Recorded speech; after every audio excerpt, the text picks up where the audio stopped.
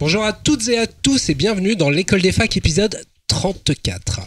Une fois par an, une partie de l'équipe se réunit sur Paris pour mettre en place des actions contre les GAFA, lutter pour la neutralité du net et cette année encore pour participer à Paris sous les pods organisé par l'association Podcastéo. Gilets jaunes. C'est donc avec un grand plaisir que je retrouve cette année Aymeric qui n'est pas en retard. Salut Aymeric. Salut. Loise, toujours président de Podcastéo. Toujours président de Podcastéo. Flashty, qui produit aujourd'hui le podcast Moicast bien. T'as vu ma gueule ? Ouais, t'as vu, tu l'as bien dit en plus. Hein. Je suis fier de toi. Et les absents, toujours tort, hein, Cosmo Flash, qui est Prat, et payer la caution. François Courtis, dont c'est l'anniversaire. Donc je vous demanderai de souhaiter un joyeux anniversaire François Courtis. Joyeux anniversaire. Mais nous avons aussi 3 invités exceptionnels que je m'empresse de vous présenter. Karen, bonjour. Nous vous recevons pour un podcast qui s'appelle L'école des facs. Est-ce que vous pouvez vous présenter succinctement ? Oui, alors je suis podcasteuse à mes heures perdues dans Torah d'édition illimitée et Cœur. Et accessoirement, j'ai été intégratrice web pendant quelques années. Ça va ? Très bien. Tu le vis bien ? Je le vis bien depuis que c'est terminé. Ouais. Simon, Madame bonjour. Bonjour. Qui es-tu ? D'où viens-tu ? Et où vas-tu ? Et où sont tes Alors, réseaux ? Mes réseaux sont bien connectés. Moi, je suis développeur depuis de nombreuses années maintenant. Toujours développeur d'ailleurs. Et je suis également podcasteur. Je participe au Carencé, Un podcast qui parle de... la cause animale. Shibani, peux-tu te présenter succinctement pour ceux qui ne te connaîtraient peut-être pas ? Bonjour, ceux qui ne me connaîtraient peut-être pas, je suis Shibani, je suis développeur et ça va. Bonjour. Je suis heureux de vivre. Et enfin, nous accueillons à nouveau Antoine du podcast SDX, qui nous a accompagnés lors du dernier épisode. Comment vas-tu ? Ça va très bien, Cool. yes. Et Il a survécu. Tout à fait, parce que je maltraite des devs depuis des années, puisque je suis product manager et j'ai été PO pendant très longtemps. Voilà, Ok. PO. Définition. PO, c'est product owner. Product Owner. Ok, voilà, les présentations sont faites. Je vous rappelle avant de commencer cet épisode que l'école des facs fait partie du label Podcut, que je suis nul en promo et que si vous donnez au Patreon/Podcut, vous pourrez être tiré au sort et avoir la chance de gagner un magnifique tableau du fond d'écran de Windows XP peint par François Courtis d'une valeur exceptionnelle de 42 euros. 495 francs. 495 francs. Et aussi, je vous rappelle, puisque cet épisode sera diffusé demain, que Colombie, Combat des Barracas, a un Ulule qui court encore durant une semaine. Je vous invite à aller voir la page et à soutenir ce projet qui nous tient très à cœur. Merci au Patreos. François, générique. Sexe, politique, absurde, internet, numérique et gadgets en tout genre. Bienvenue dans l'école des facs.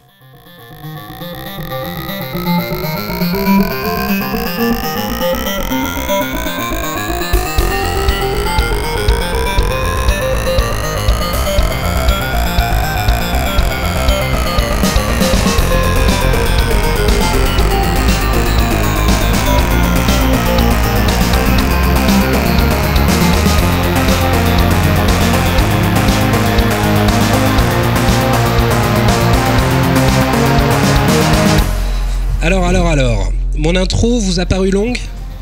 Ce n'est que le début. Ça va. Lourde ? Manquant d'éthique ou d'optimisation ? Eh bien, sachez que c'est de cela qu'on va parler aujourd'hui, puisque le sujet du jour s'intéresse à ceux qui font le web, le digital et l'informatique d'aujourd'hui.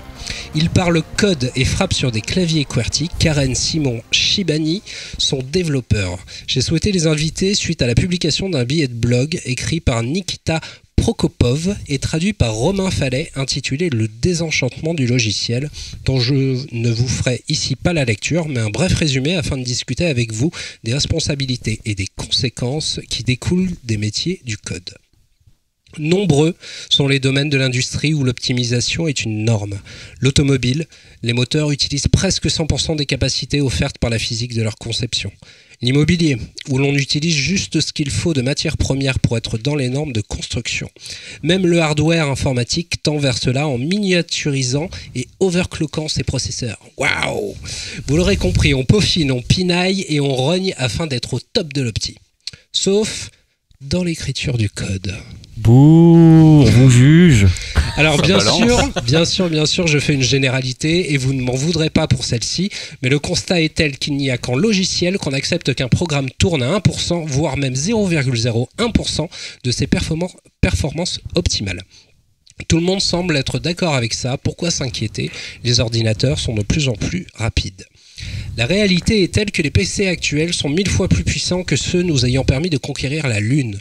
Mais faire défiler une putain de page web à 60 fps est quasi impossible. Inbox, la boîte mail de Google, qui ne recrute pourtant pas le premier venu, met presque 13 secondes à ouvrir un mail correctement. Windows, qui peut prendre jusqu'à 30 minutes pour 3-4 mises à jour, alors que c'est le temps qu'il me faut pour installer le système en entier. Même un logiciel de traitement de texte en arrive à laguer à l'heure où nos cartes graphiques affichent des milliers de polygones à la milliseconde, et je ne parle même pas des patchs Day One de jeux vidéo qui pèsent souvent plus lourd que le jeu lui-même. Prends ça, EA.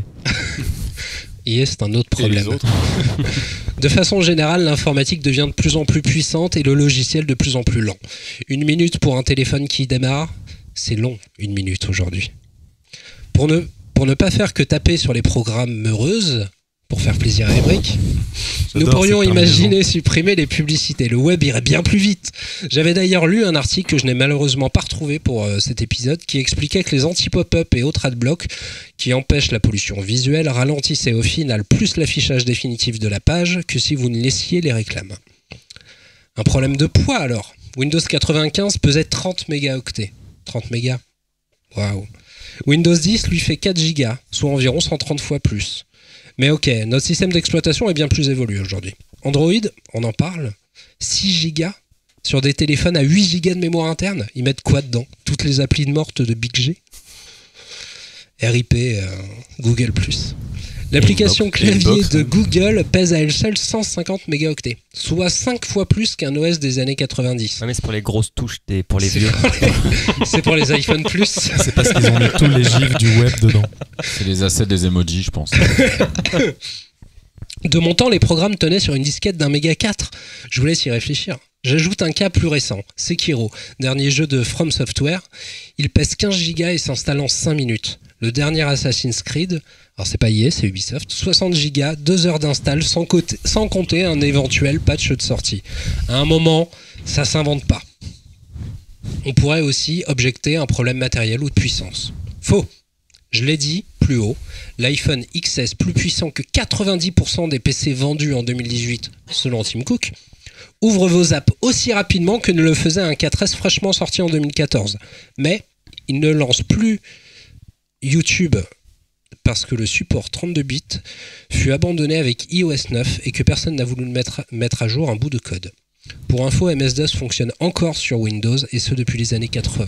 J'imagine facilement qu'une page web d'aujourd'hui ne s'ouvrira sans doute jamais demain. RIP Flash Player. La complexité pour terminer.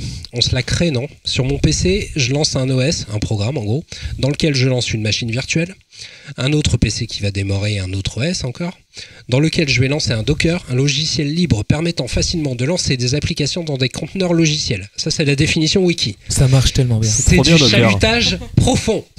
Mais il vaut mieux mettre un Kubernetes derrière, sinon. On peut et on doit faire mieux que ça. Tout le monde est occupé à concevoir pour aujourd'hui, très peu le font pour demain. Ne serait-ce pas agréable d'avoir des choses qui durent un petit peu plus dans le temps? Les programmeurs ne comprennent plus rien à ce qu'ils font au stade où on en est. Ils ne le veulent pas non plus. Je mets à charge. Hein. Nous lançons simplement des merdes qui tiennent à peine la route en espérant que ça fonctionne. Les pages web demandent de rafraîchir dès que quelque chose ne marche pas, après tout. Pourquoi perdre du temps à vérifier ce qui ne va pas? Un logiciel, c'est complexe à coder. Ok. Quelqu'un m'explique pourquoi j'arrive à faire planter mon moniteur. Chaque couleur des 32 millions qu'il est capable d'afficher est écrite en Java.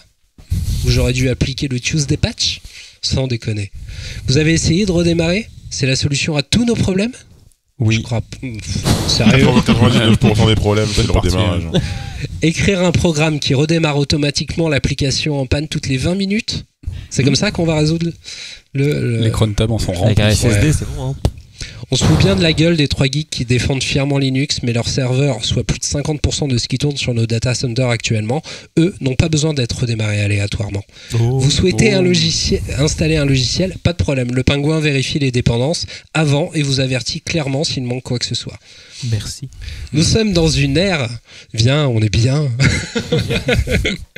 Nous sommes dans une ère où quand un programme ne fonctionne pas, c'est parce que l'IA qui est derrière, essayant de combler les lacunes du code, n'a pas assez de données. Faisons d'abord des applications qui tournent avant de devoir s'en remettre au Seigneur. Ce n'est pas de l'ingénierie, c'est de la programmation de paresseux. Enfin, l'ingénierie est synonyme de performance, de structure et implique de comprendre les limites profondes de ce qu'on construit. Combiner des programmes mal écrits avec des programmes encore plus mal rédigés va directement à l'encontre de ça. Pour progresser, vous devez comprendre ce que vous faites et pourquoi. Il n'y a même pas de compétition, tout le monde construit les mêmes produits lents, peu fiables et fourre-tout. Même Apple. Non. C'est donc votre mission, en tant que programmeur, de montrer au monde ce qu'il est possible de faire avec les ordinateurs d'aujourd'hui en termes de performance, fiabilité, qualité et facilité d'utilisation. Oui, n'oublions pas l'UX design. Bah non, j'aimerais bien qu'on n'oublie pas les gens qui vont utiliser les produits quand même. Il n'y a pas besoin d'être un génie pour écrire des programmes rapides, pas de tour de magie, juste ne pas construire par-dessus cette énorme pile de conneries que sont nos outils modernes. Ce que je veux vous dire pour conclure, là où vous êtes aujourd'hui, c'est la merde. En tant qu'ingénieur du langage et de la conception, vous devez et aller faire mieux. Vous pouvez fabriquer des meilleurs outils, concevoir de meilleures applications, plus rapides, plus prédictibles, plus fiables en utilisant moins de ressources. Vous êtes le futur et le futur a besoin de vous. Vous n'êtes pas dans la merde. Wow. Dure mission. C'est beau. Alors, mes développeurs chéris, qui veut réagir en premier à cette chronique, Et moi, à cet assassinat? Je trouve qu'il y a une devrais-dire. magnifique citation Simon. qui est d'une blague qui date de l'époque. Bon, je vais le dire comme un Belge, je le dirais. Avec Windows 95, on était au bord du vide. Et avec Windows 98, on a fait un grand pas en avant. Et je pense que c'est Ah, pas mal. c'est vraiment ça. C'est vraiment ça. On continue à creuser un trou dont on est conscient, mais on le fait parce que ça fait vendre des machines, ça fait vendre... C'est la fuite en avant, je pense, Ouais. et on compense par du matériel. Les devs sont effectivement, alors peut-être pas forcément toujours feignants, mais on leur demande d'aller très vite. Donc Oui, on va c'est se ça, reposer c'est ça. sur de plus en plus d'outils, de librairies toutes prêtes, de copier-coller depuis Stack Overflow. Ce qui fait que, bah oui, on a forcément une pile de merde, on maîtrise pas forcément tout ce qui se passe. Même Est-ce- je dis pas forcément, mais on maîtrise jamais tout ce qui se Est-ce passe. que tu peux nous dire ce qu'est Stack Overflow pour les gens qui ne savent pas ce que Ah. c'est? Parce que Stack c'est un peu la bible Overflow, des codeurs. Pour vraiment généraliser, on va dire que c'est comme une sorte de gros forum dans lequel des gens viennent poser des questions et d'autres viennent leur répondre sur des problèmes techniques. Mais Stack Overflow fait partie d'une grosse nébuleuse de sites qui vont être... Alors Stack Overflow, lui, est vraiment dédié tech et développement, on va dire. Il y en a sur la musique, il y en a sur les langues, il y a de Ok. tout dans cet univers-là. Donc voilà, tu poses une question, ou d'autres ont eu des problèmes comme toi avant. C'est le niveau du code. développé.net des années 2010. Et Voilà. c'est un système assez C'est un peu spécial ça. parce que tu reçois des points quand tu aides quelqu'un. Et donc il y a beaucoup de gens qui utilisent Stack Overflow comme leur CV parce que plus tu as de points, plus Système de on a validé ranking, tes réponses c'est et plus tu as la une expertise. gamification, n'est-ce pas? Waouh. Ce qui est loin d'être idiot. Parce qu'il Oui. faisait écho dans ta chronique quand tu disais que les développeurs aujourd'hui comprennent pas tout ce qu'ils font. Et ouais, Ah bah, il vient de l'avouer, hein, c'est Ouais. clairement. Ouais, mais en fait, carrément, je suis c'est collé ça. sur GitHub. Hein, Il y a très très rapidement des nouveaux frameworks. Enfin, moi, du coup, ce que j'ai vu de près, c'était tous les nouveaux frameworks JS. Et, Alors attends, ça on va traduire. Ouais, On va alors traduire. JS. Alors, framework. Alors, framework, c'est une espèce de librairie, on va dire, liée à un langage. Du coup, il y a plusieurs langages qu'on utilise pour coder.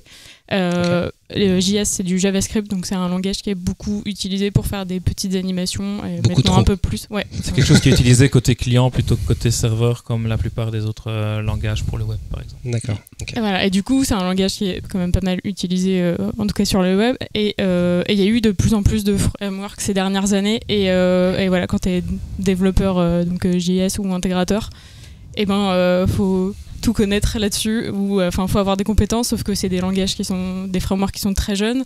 Donc, t'as pas le temps de te faire la main sur tout, mais c'est des compétences qu'on va te demander de plus en plus. Donc, forcément, on construit des trucs avec des outils qu'on maîtrise pas. Et comme tu disais, ça va pas durer longtemps parce que pas longtemps après, il va y avoir un nouveau framework et voilà, on fait des trucs absolument pas pérennes. Du coup, ça a pas de sens.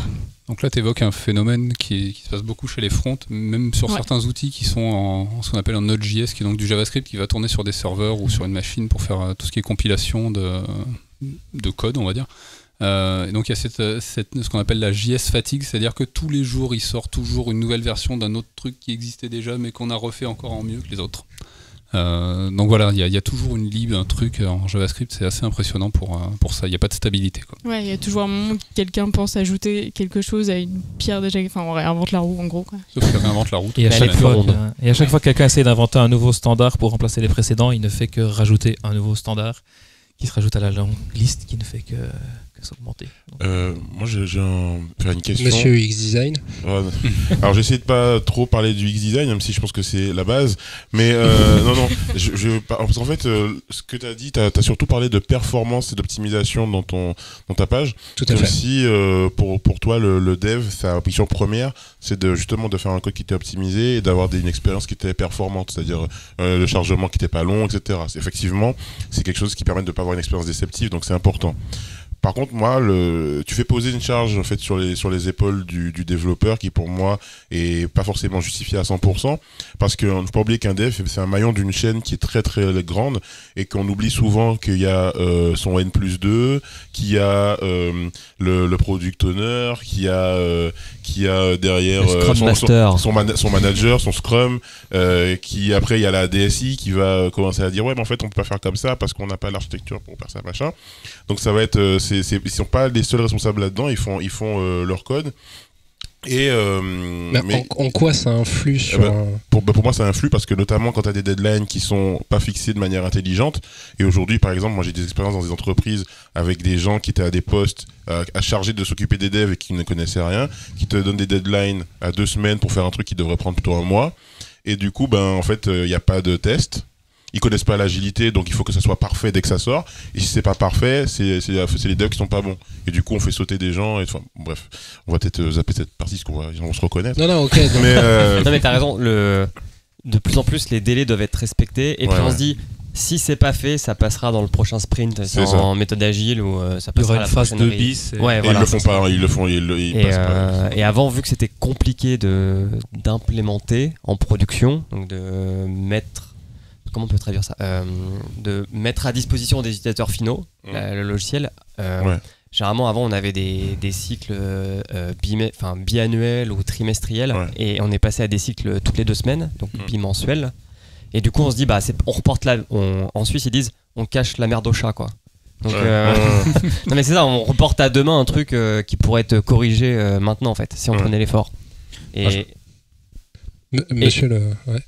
juste. Le fait que les délais soient de plus en plus courts, comme tu dis, la période qu'on short toujours, c'est la partie de test, quoi. Exactement. Donc on n'a pas le temps de tester, on release, et puis ça fait des trucs, ça fait des immondices, quoi. En production. Je te laisse la parole juste pour rebondir là-dessus. Pour moi, il y a pire encore. Parce que moi je suis chargé aussi des tests là où je bosse, et ça arrive que parfois on te fasse faire des tests après la mise en prod. Donc tout est déjà fait, on teste, on voit que ça marche pas et tout le monde se regarde comme ça. Bon, allez, on passe à la suite, on regarde pas. Et puis... la merde de chat, exactement. Et ça c'est dommage. Alors monsieur le product owner, apparemment vous êtes aussi en défaut. Non, je pensais pas tellement au défaut du PO parce qu'il en a forcément aucun. Toutes les specs qu'il écrit sont parfaites. Mais je pensais surtout à notre génération qui a. C'est parce qu'il en écrit aucune. C'est ça. Parce que j'en écris de moins en moins, oui, mais. Il les écrit après la release du projet. Ça peut arriver aussi. La spec, c'est la prod, hein, on le sait.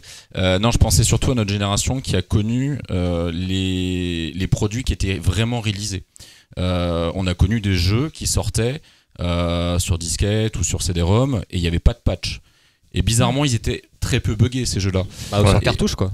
Ou sur cartouche. Donc en fait, j'ai l'impression aussi que quand on a commencé à voir les updates disponibles via le net, on a commencé à avoir des jeux qui étaient de plus en plus buggés day one.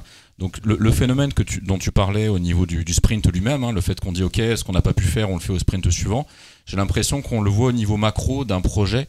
on se dit finalement ok, on a une part des bugs qui sont pas traités, où on a des features aussi qu'on n'a pas encore développées qui vont arriver, parce qu'il y a de plus en plus d'OS ou de jeux qui sortent en disant ok, on va rajouter des choses, c'est pas terminé, et donc ça c'est un peu un cercle vicieux, c'est-à-dire que on est à la fois dans l'évolution constante, mais aussi dans un stock de bug fix qui est toujours rempli, quoi. Après, pour l'ajout de features ou de DLC, bonjour, je comprends que ce soit des trucs qui soient développés après par la suite. Mais effectivement, sortir un jeu pété qui se lance à peine ou qui est blindé de bugs, effectivement, il y a un gros problème de phase de test. Et est-ce que les phases de test sont aussi faut réaliser aussi un truc. Squeezées faut réaliser aussi un truc, c'est que la complexité a augmenté aussi. Aujourd'hui, tout est beaucoup plus complexe. Au niveau jeu, mais au niveau programme aussi.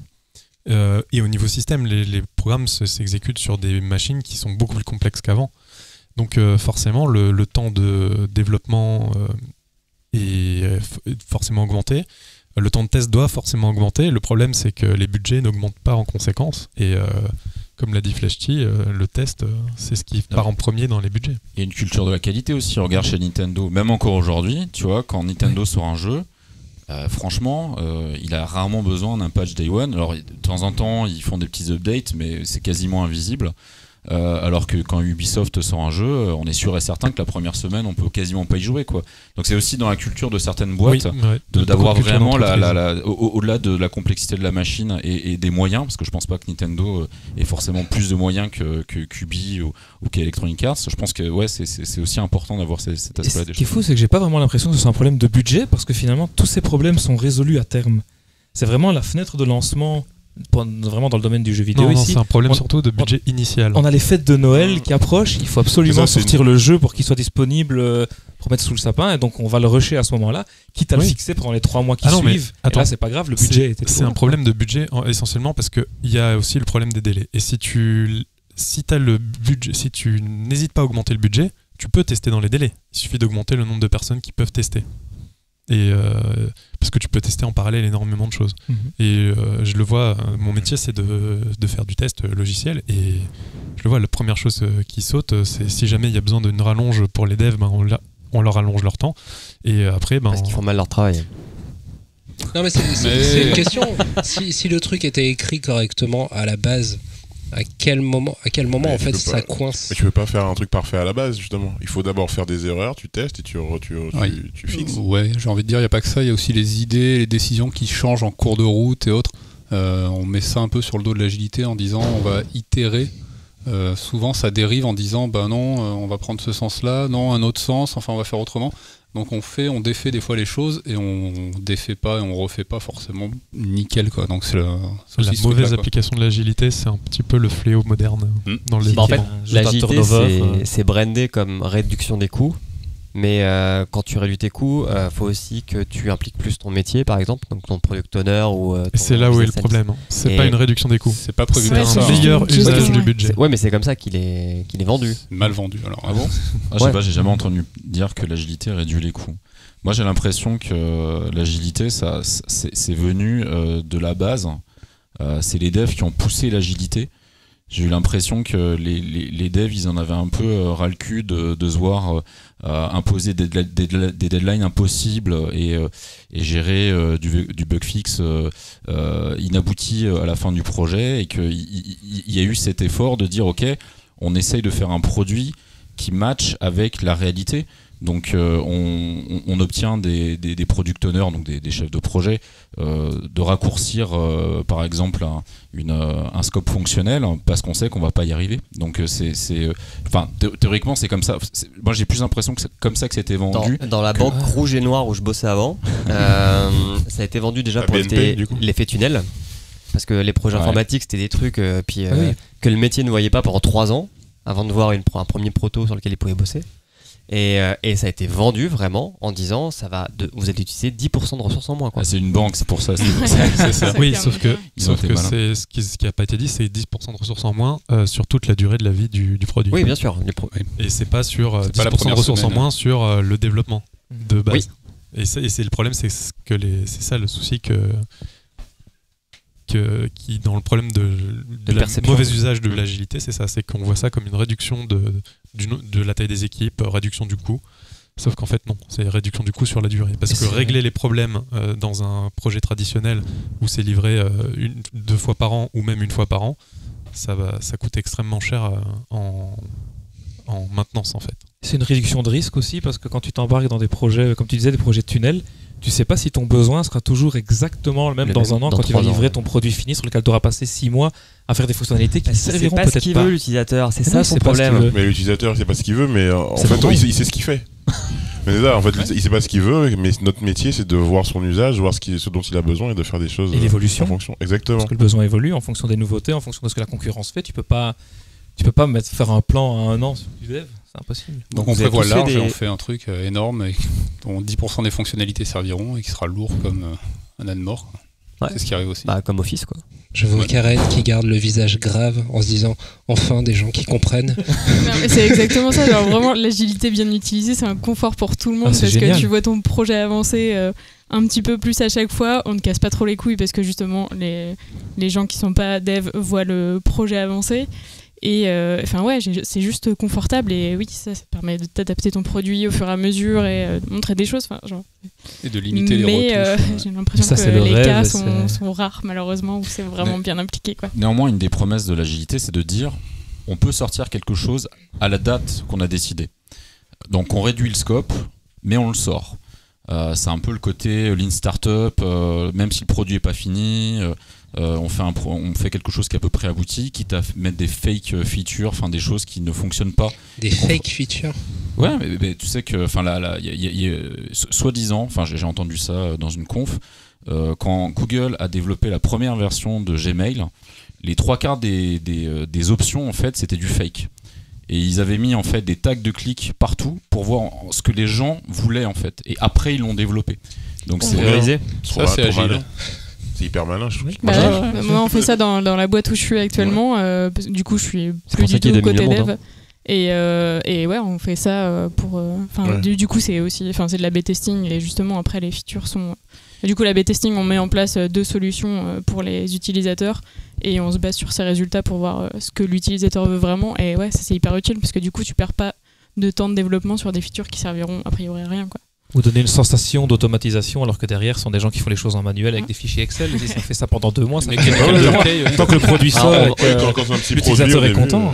Laissez Excel tranquille, monsieur.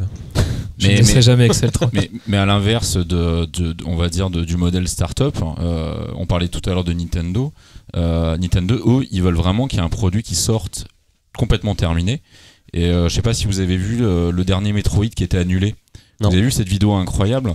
Nintendo en fait avait demandé à je sais plus quel studio travaillait sur le dernier Metroid qui devait sortir sur Switch et ils ont annoncé, donc c'est le PDG Nintendo qui a fait une vidéo sur YouTube d'excuses à la japonaise, hein. C'est-à-dire que vraiment il est là, il dit on est très mauvais, on annule le jeu. En gros les mecs ils ont bossé 2 ans, 3 ans dessus et c'est pas assez bon pour Nintendo, la qualité n'est pas suffisante, on annule et on donne ça à un autre studio. Et ça, par exemple, c'est impossible aujourd'hui. Enfin, avoir ce courage-là, je pense qu'il y a beaucoup de boîtes qui l'auraient pas. Si on est dans un mode agile, on aurait quand même sorti le truc, on l'aurait patché, on aurait mis un peu plus d'argent dans la com. Enfin, on aurait essayé de. Ils s'en seraient rendu compte plus tôt aussi, surtout, du problème de qualité. Et c'est devenu Anthem, le jeu qui plante le PS4. Moi, j'ai une. T'as une question, Flash ? Non, mais en fait, là, j'allais passer un peu plus sur le travail avec les intégrateurs et tout, justement, pour améliorer tous ces trucs. Mais non, vas-y.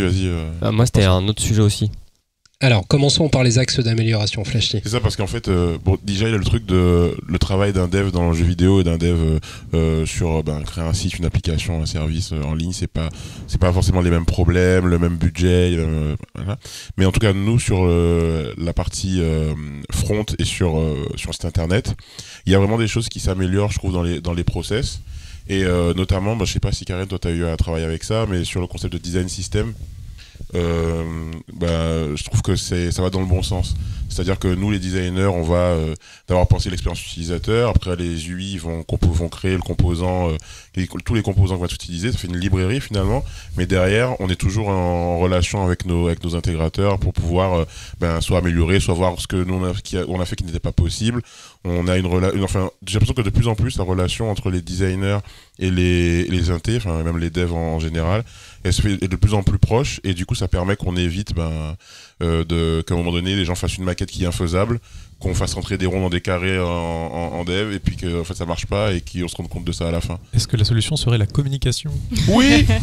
Votez Flash 2022. C'est ça. J'ai fait exactement ça. Le projet qui s'est le mieux passé dans ma carrière d'inté, c'est celui où on a travaillé depuis le début, moi et le graphiste, et du coup on a mis ça en place, vraiment les design systems. Enfermés dans la même pièce. Oui. Non mais c'est important de travailler dans le même open oui, on space, était pas très loin, physiquement pièce, ça aide aussi. Et ça, tu penses toutes les briques de ton système à l'amont avec toutes les personnes concernées, et forcément que tu construis mieux ta maison à la fin, quoi. Exactement. Quand ton designer vient te voir et te dit mais est-ce que je peux rajouter ce type d'élément parce que je vois qu'on ne l'a pas actuellement, est-ce que c'est un problème, pourquoi est-ce qu'on ne l'a pas, est-ce qu'on n'en a encore jamais eu l'usage, ou est-ce que c'est trop compliqué avec les frameworks qu'on utilise, et des discussions comme ça peut te sauver la vie, hein. Et en plus nous toute cette phase de construction on faisait aussi des points réguliers avec les PO justement pour qu'ils comprennent comment on construit les choses et pourquoi on n'a pas tout de suite des pages terminées, mais juste plein de petites briques. Mais par contre, après, quand on construira les pages, on aura toutes les briques, on aura juste les mettre au bon endroit.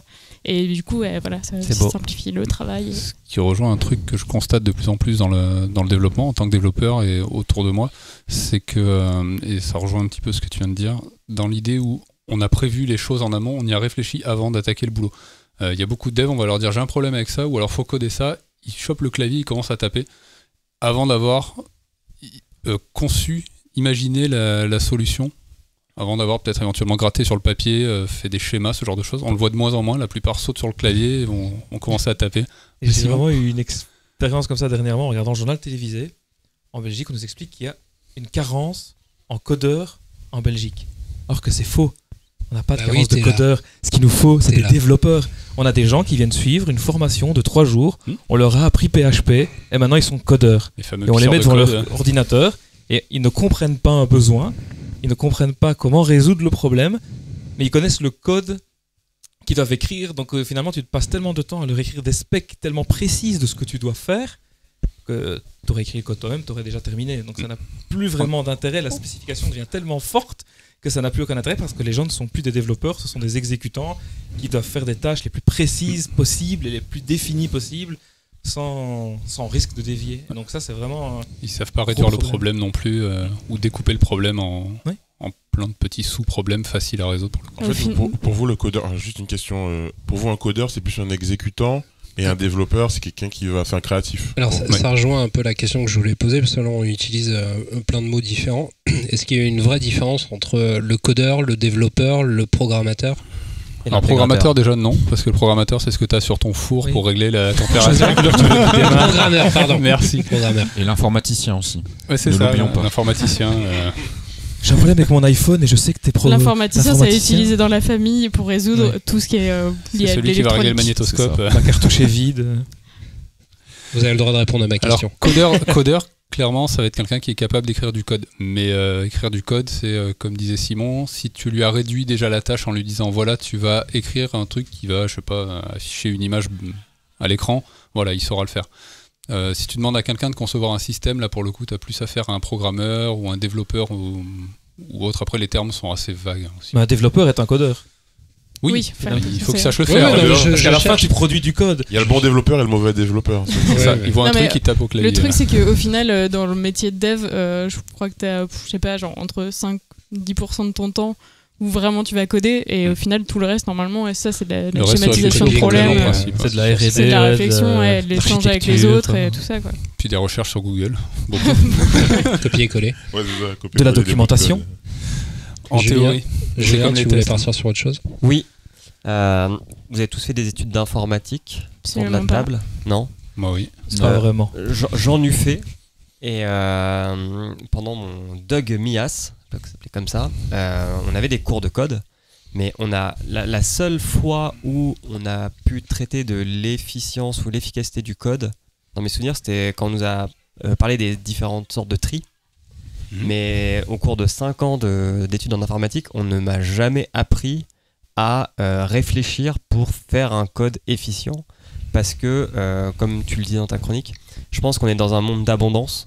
Et que tant qu'on aura cette abondance matérielle, on n'aura pas le besoin d'optimiser le code. C'est un peu comme, si je fais une allégorie, c'est comme le monde de l'automobile, où avant le choc pétrolier, on avait des moteurs qui consommaient 10-12 litres. À mort et on a été obligé de passer par là. Quand il y a eu le choc pétrolier, on a eu les premières voitures qui se sont mis à faire 6-5 litres au 100 parce qu'il y avait moins de ressources pour faire tourner la voiture, quoi.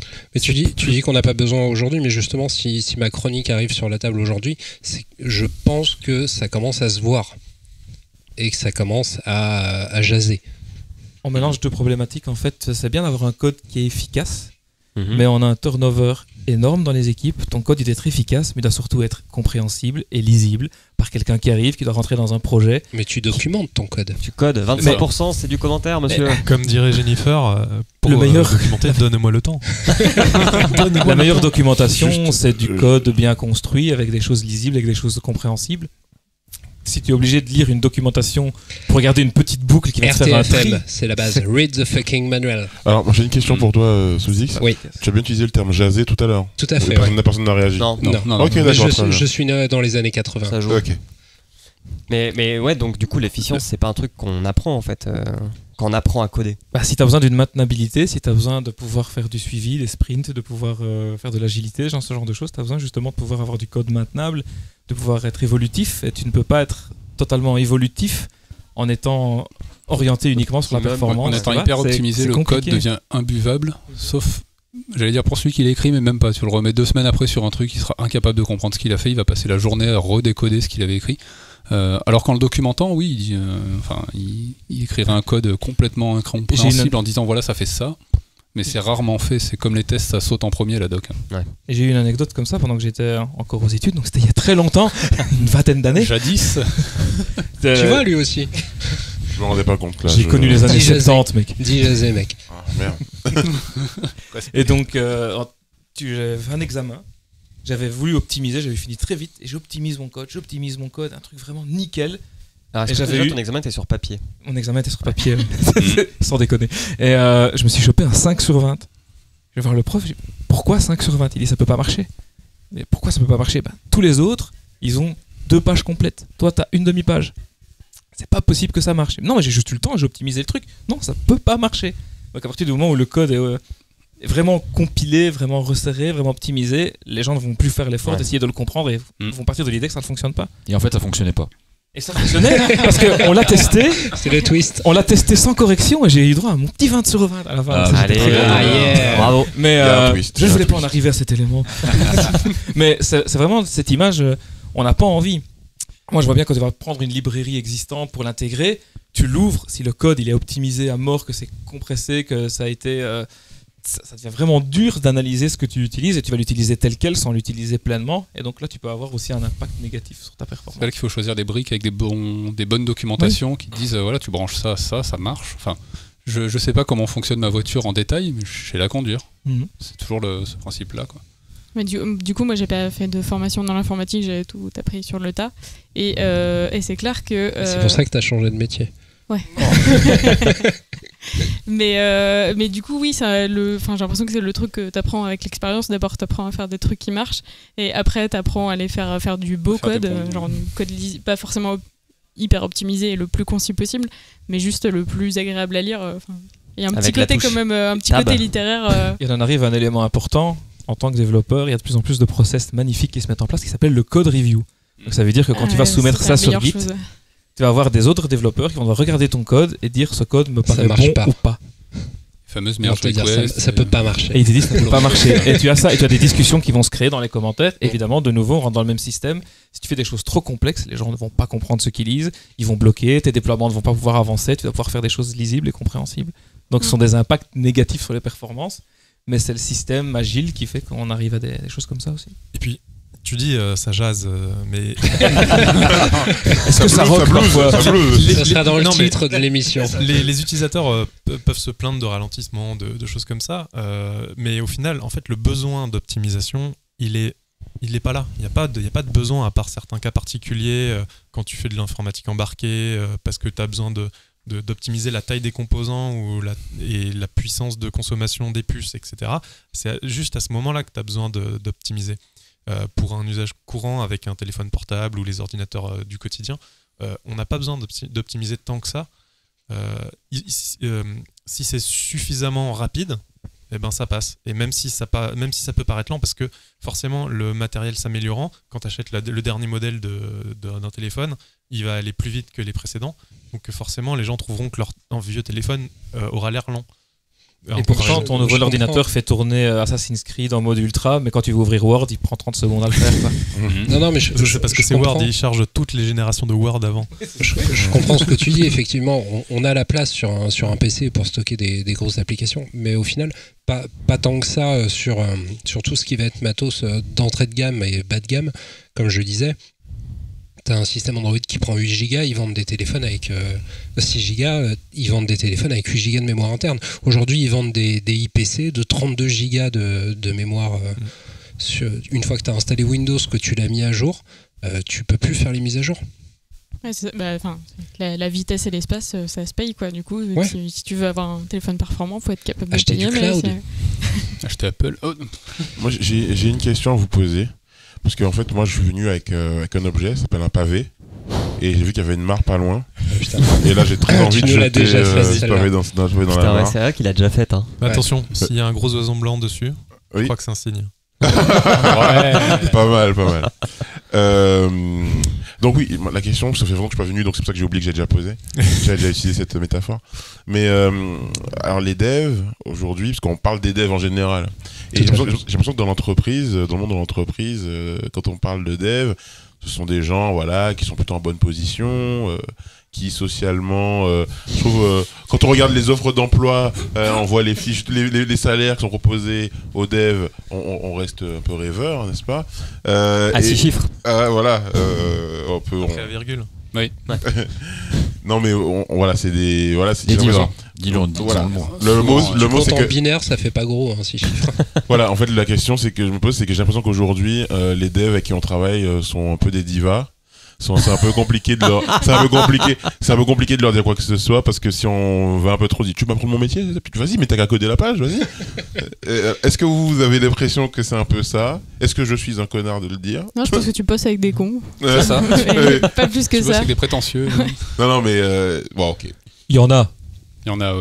Oui, après, c'est clair, tu peux choisir tes conditions de travail hyper facilement. Ouais. Tu peux toujours demander plus d'argent. Tu peux bosser dans des startups où on t'offre tout le confort du monde mieux que chez toi. Et tu peux changer de produit du jour au lendemain. Tu sais que tu retrouveras du travail. C'est ça. Donc forcément, que certaines s'autorisent. Il y a deux niveaux vraiment, parce que tu as les gens qui sont vraiment experts sur une technologie ou qui est généralement une technologie morte. Pas parler de mon cas personnel. Tu reçois des offres tout le temps. Ouais, tu réponds même pas parce que ça te saoule. Et t'as des gens qui n'ont pas ces possibilités-là, à qui on propose des jobs vraiment pourris. Est-ce qu'ils ont traversé la rue? Sécurité. Ils ont traversé des rues, ils les ont même en longueur. Ils ont construit ces rues. Et t'as vraiment une certaine précarité sur certains types de profils en dev. Et t'as d'autres qui sont des développeurs stars ou tout ce que tu veux, quoi. Non, c'est très compliqué. C'est surtout que les devs, c'est une des fonctions qui est le plus facilement c'est pas comme ça que je veux le dire, mais parle pas de l'Inde. Non, mais que les entreprises pensent pouvoir externaliser ou outsourcer le plus facilement, en fait. Enfin, les devs sont vus comme des exécutants. Et que ton code soit fait par un développeur en France ou en Inde, pour eux c'est la même chose en fait. Ils pensent. Ça la plupart en reviennent. Ça c'était la mode à la fin des années 2000. Maintenant c'est plutôt à Barcelone ou en Roumanie, c'est un peu moins loin. Mais la plupart en reviennent après s'être cassé les dents massivement. On l'externalise quand même beaucoup encore aujourd'hui dans des très grandes boîtes françaises. Il y a des devs qui bossent au Maroc, qui bossent. Oui, mais du coup, avec des freelances ou des gens genre en portage, des trucs comme ça, mais pas forcément avec des gens que t'emploies pour les sous-payer. Si, t'as encore beaucoup d'équipes. Ouais, mais justement, comme tu dis, après tu te casses les dents là-dessus. Gérer les équipes outsourcées et offshore, on va dire. Oui, Alors- mais c'est alors, pas une on dit solution. On dit plus offshore, on dit nearshore parce que c'est plus très loin. Ouais, Mais c'est vrai, reste en je Europe. tombe dessus. Mais on revient à la problématique du codeur entre guillemets face aux développeurs. Le problème, c'est qu'on n'a pas des gens qui font les applications, qui sont des gens qui comprennent le business pour Hashtag lequel les ils sont en gens. train de faire une application. Hashtag les gens. Mais tu as quelqu'un à qui tu demandes de faire du code, c'est quelqu'un qui ne comprend pas ce que tu essayes de faire, il ne comprend pas ton besoin, il ne comprend pas le besoin de l'utilisateur, il ne peut pas comprendre ce qu'il doit faire pour réunir les deux. Généralement, on lui cache l'utilisateur aussi. On lui cache l'utilisateur, met, bien deux, sûr. trois, Oui. deux, trois couches. Et on pour lui pas qu'il le demande voie. surtout pas son avis, ce qu'il en pense, est-ce qu'il Non, c'est pense vrai. que le besoin peut être rempli Mais, avec ce qu'on lui demande de faire. Après ça vaut dans tous les métiers. Si tu sais pas pourquoi tu bosses et qu'on te cache l'utilité de ce que tu fais au quotidien, t'es forcément moins efficace. C'est pour la Ouais. France. Mais t'es un emmerdeur. Moi, je sais bien, quand les gens viennent me voir et me disent j'aimerais bien faire ça, la première question que tu poses c'est pourquoi. Et tu saoules les gens. Pourquoi? Mais Oui. qu'est-ce que tu essayes de faire? Non, mais j'ai besoin du module Intel. Non. Qu'est-ce que c'est ton besoin? est ton Qu'est-ce que tu projet? veux faire? Tu sais pas. C'est une bonne question, c'est une vraie Et là, question, je reviens à c'est ta une bonne question. Tu sais pas, c'est mon métier de savoir quel module on va utiliser. Par contre, toi, ce que tu sais, c'est de quoi tu as besoin. C'est pas ce que je vais utiliser, c'est ce dont tu as besoin. Et les gens n'arrivent pas à le communiquer. Les gens, ils ont l'impression d'avoir la solution parce qu'ils l'ont lu quelque part et qu'ils ont quelqu'un Et qui que travaille dans les une autres autre font boîte comme qui leur a ça, dit. et C'est ça. Tout le monde Parce utilise que ça. le Calme-toi, concurrent l'a Simon, fait. calme-toi. Non, c'est souvent- On m'énerve là. non, mais souvent le pourquoi c'est le concurrent l'a fait. Ok, bah est-ce que déprimant. quelqu'un a quelque chose à rajouter? Oui, c'est Oui. déprimant, tout Oui, à oui, fait. j'ai un truc à rajouter. Au final, Émeric. c'est pas leur faute. Oui, mais je C'est comprends pas ma faute bien. à moi si Ah, c'est les la gens faute de autour de moi. personne. Je comprends bien. Et il y a des boîtes cool et avec des gens intelligents où tu peux bosser de manière efficace. Là, je vais Il y a parler de aux, l'espoir. parler aux autres développeurs. Par contre, soyez pas cons des fois non plus. On est cons parfois. Moi le premier. On faut Ok. pas être con. Faut écouter les gens ce qu'ils disent. Quand ils sont tristes parce qu'un projet ne sort pas, faut comprendre aussi qu'ils ont des impératifs et que c'est pas si simple non plus de leur côté. Donc, faut pas être con de notre côté non plus. Ok. L'optimisation finira par arriver. Fiscal. Je vais faire un dernier tour de table pour vous remercier. Karen, merci beaucoup d'avoir participé à l'école des facs. On te retrouve où et quand? Un prochain mentorat peut-être? Alors, dans ton rad, c'est un peu en rad. Sniff. Voilà. Et ça reviendra peut-être dans quelques mois sous une forme un peu différente. Avec peut-être un peu moins de gens à chaque fois au micro, mais Et plus d'alcool. pas forcément. Ok. Ça s'appellera En rade à Danton. Donc, Et par contre, édition illimitée continue bien. Une séance de saison 2 qui a commencé il y a quelques semaines et on compte bien tenir le rythme d'un épisode toutes les 3 semaines. Cool. Donc voilà. Et Cœur, pareil, va revenir d'ici quelques semaines. Il y a des épisodes dans les tuyaux. Très Chouette, bien. je vous invite à suivre tout ça. Shibani. On peut me retrouver hier, enfin avant-hier, quand cet épisode sortira, dans un dernier épisode dans le nouvel épisode de Parents Blabla qui C'est vient retour de vers le sortir. futur. C'est ça, oui, je suis intemporel. Donc on a sorti un nouvel épisode de Parents Blabla sur le Tout à fait. jeu, en compagnie de Sous-X, Yeah. qui m'a grandement aidé. Donc je vous invite à l'écouter. Il fait partie également du label Podcut. Avec son Exactement. Patreon. Antoine, SDX. SDX, c'est 2 fois par mois, donc un lundi sur 2. Voilà, c'est facile. Ok. Émeric. Vous pouvez retrouver Grumly dans Gru, le podcast fait par un ours qui ne sait pas dire radiateur. Loise, Julien, je sais plus comment t'appeler. Ouais, président. Président. Et commence à m'y faire. J'ai essayé de l'éviter. Tu peux me retrouver, toi tu as mon 06, Tout à tu fait. peux me retrouver facilement. Et sinon, dans plusieurs podcasts de Podcut. École des facs, Roi Steven, G7, puis blabla. Simon. Vous pouvez me retrouver sur Apex Legends très fréquemment, Oui, on a vu plus ça. ou moins tous les soirs. Sinon, oui, les carencés, toujours. Ok. C'est tous les mois. Pour le moment, c'est quand on a envie de raconter des choses. D'accord. Et enfin, le mois cast. Bien, t'as vu, ma gueule. La gouillave. T'es passé à la télé, mec. Ouais, je passais à la télé, ouais, c'est fou. Hein.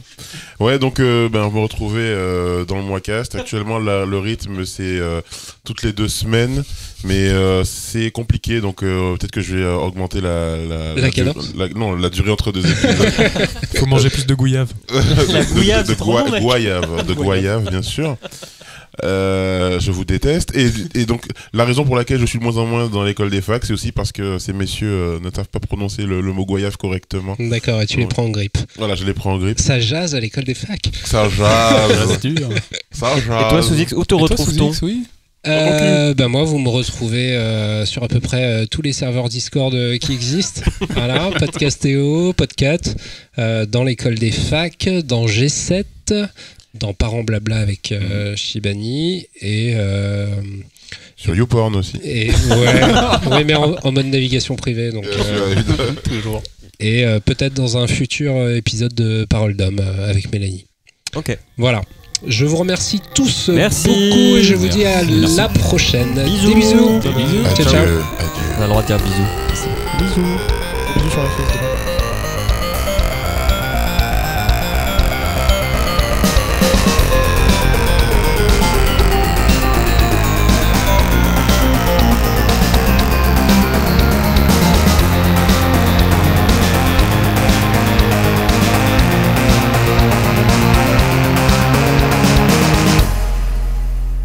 Mm-hmm.